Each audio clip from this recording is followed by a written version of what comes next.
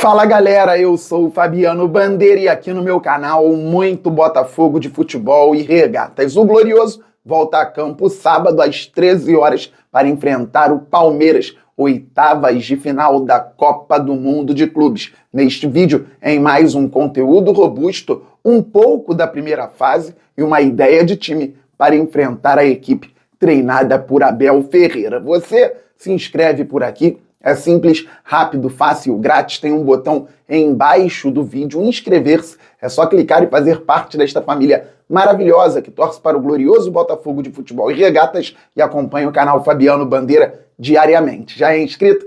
Traga novos inscritos, vamos passar logo dos 60 mil. Depois, vamos muito além, pois o glorioso é gigante. Deixa o like, isto é fundamental para o crescimento do canal, assim o YouTube entende automaticamente que você gosta dos vídeos e distribui também automaticamente para mais pessoas, e ative o sininho para que você receba as notificações de todos os vídeos e todas as lives aqui do canal Fabiano Bandeira. Pois é, galera, o Botafogo está fazendo história, não podemos perder isso de vista. Sabemos que temos um confronto muito interessante, muito importante contra o Palmeiras, uma rivalidade muito grande. Botafogo e Palmeiras vão escalando em termos de duelos, porque o Fogão enfrentou o Palmeiras em 2023 no Allianz Parque, venceu por 1-0, gol do Tiquinho Soares, eu estava lá, foi maravilhoso. Depois a virada do Palmeiras, 4-3 no Newton Santos, infelizmente a derrocada do Botafogo, que buscava o título brasileiro em 2023, o nosso clube ainda não estava maduro enquanto SAF para conquistar aquele título nacional. Em 2024, o Fogão foi campeão brasileiro, tendo vencido os 2 jogos contra o Alviverde. Primeiro turno, jogaço no Newton Santos, belíssima jogada do Luiz Henrique, cruzamento pro Tiquinho Soares, 1-0 pro Glorioso. Muita gente da grande imprensa comparando a partida a jogos da Premier League. No segundo turno, o Botafogo teve que jogar com o Palmeiras no dia 26 de novembro, terça-feira, antes da final da Libertadores, que seria no sábado, 30 de novembro, em Buenos Aires. Belíssima exibição do Botafogo, golaço marcado por Gregory, depois Savarino e para fechar, Adrielson de cabeça, 3-1. Botafogo tomou a frente novamente no Brasileirão, foi campeão e foi campeão da Libertadores também contra o Atlético Mineiro. Só que para chegar ao título da Libertadores, nas oitavas de final, o Botafogo teve que passar pelo Palmeiras, gente. Foi lindo, 2-1 no Newton Santos, Luiz Henrique e Igor Jesus, 2-2 naquele jogo tenso no Allianz Parque, Igor Jesus e Savarino, e o Botafogo passou para as quartas, eliminou o São Paulo, na semifinal eliminou o Peñarol, na final foi campeão contra o Galo. E agora passamos de Brasileiro, Libertadores para outro nível, outra prateleira. Estamos falando sobre Copa do Mundo de Clubes. Pergunto a vocês, antes da competição começar, quem poderia imaginar que Botafogo e Palmeiras se enfrentariam nas oitavas de final da Copa do Mundo de Clubes? Ainda mais com o Botafogo num grupo dificílimo, com Paris Saint-Germain, com Atlético de Madrid, mas o Alex Telles afirmou: o Botafogo está no grupo, então o grupo também é difícil porque tem o Botafogo. O técnico Renato Paiva disse que no cemitério do futebol está cheio de favoritos. E o Botafogo começou vencendo o Seattle 2-1. Fabi, primeiro tempo bom, segundo tempo ruim do Botafogo. Verdade, foram 3 confrontos entre brasileiros e times da MLS. Só um venceu, 2-1 Botafogo para cima do Seattle. O Palmeiras perdia para o time do Messi, Inter Miami, por 2-0, buscou o empate, 2-2, anteontem. E ontem o Flamengo começou perdendo para o LAFC, 1-0, e depois empatou com o menino Wallace 1-1. Então Palmeiras e Flamengo empataram contra equipes dos Estados Unidos. O Botafogo venceu o Seattle 2-1. Segundo jogo principal da competição até aqui, falando sobre todos os clubes.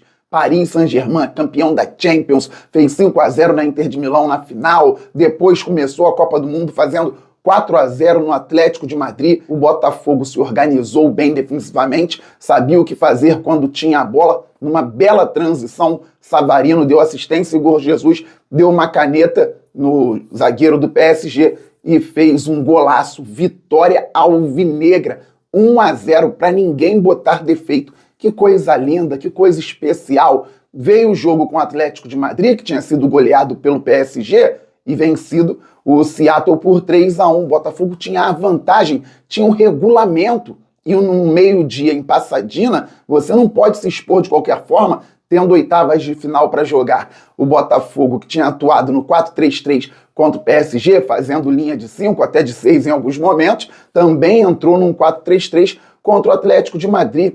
A equipe madrilenha subiu as linhas, tentou envolver o Botafogo, mas antes disso, Savarino teve uma chance de fazer o gol e condicionar o jogo. Creio que se o Fogão tivesse feito 1-0 no primeiro tempo, poderia ter vencido até por mais gols de diferença, com a exposição do adversário. O Savarino não fez o gol, o Botafogo se segurou no segundo tempo, saiu em alguns momentos, teve outras possibilidades com o Igor Jesus, com o Montoro. O Atlético de Madrid também teve algumas chances numa saída de bola equivocada, numa desorganização defensiva do Botafogo, gol do Griezmann. Olha quem o Simeone, que tem 13 anos de trabalho à frente do Atlético de Madrid, tira do banco. Griezmann, Koke, o Correia, argentino muito bom também, um timaço Atlético de Madrid, e o Botafogo venceu o Paris Saint-Germain e eliminou o Atlético de Madrid, porque a equipe da Espanha teria que fazer 3 gols de diferença para tirar o Botafogo glorioso nas oitavas de final da Copa do Mundo de Clubes.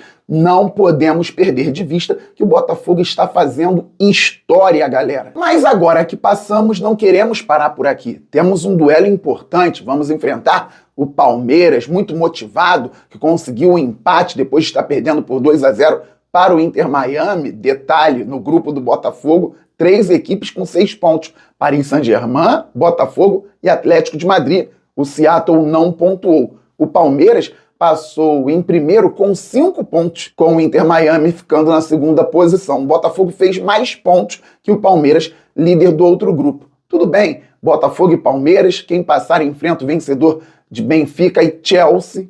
O Flamengo foi jogado para o outro lado, vai enfrentar o Bayern de Munique. Quem passar enfrenta o vencedor de Paris Saint-Germain e Inter Miami. Não tem por que reclamar. Copa do Mundo de Clubes, com times muito fortes. O Flamengo, segundo grande parte da imprensa, tem que manter o DNA ofensivo, jogar para cima, ir para frente. Que faça isso lá contra o Bayern de Munique. Vai ser interessante assistir a partida, mas eu espero que com o Fogão classificado para as quartas de final da competição. O Botafogo precisa entrar muito focado, sabedor daquilo que precisa fazer, organizado defensivamente, tendo mais a bola no pé, principalmente na zona ofensiva, com inventividade, qualidade, finalizações certeiras, para que possamos vencer mais uma vez um grande adversário aqui do futebol brasileiro. O técnico Renato Paiva não vai ter o Gregori, que tomou um cartão amarelo muito bobo no último minuto do duelo com o Atlético de Madrid.